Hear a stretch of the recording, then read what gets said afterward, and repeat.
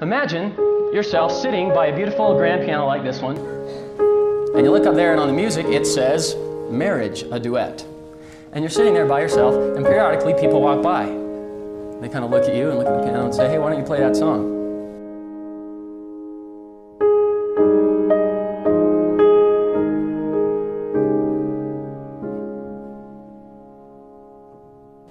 And you say, I'd like to, but somebody else has to come and sit down here and play it with me. And they say, well, you're just not trying hard enough. And they walk away.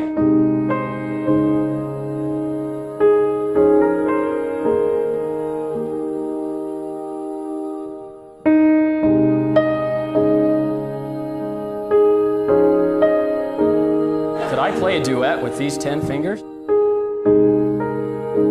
So somebody else walks by and says to you, well, hey, how come you don't play that song? And you say, I'd like to.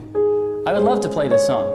I'm sure the music's beautiful, but somebody else who, by their own agency, has to be willing to come and sit here and play it with me. Well, you could play it if you had more faith.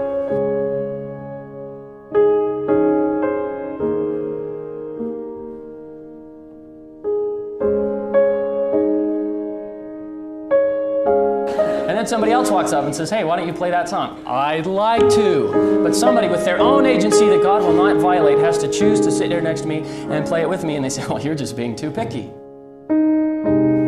Focus on what you can control. And sometimes we don't. We give our feelings to somebody else and we say, here, you decide how I'm going to feel today.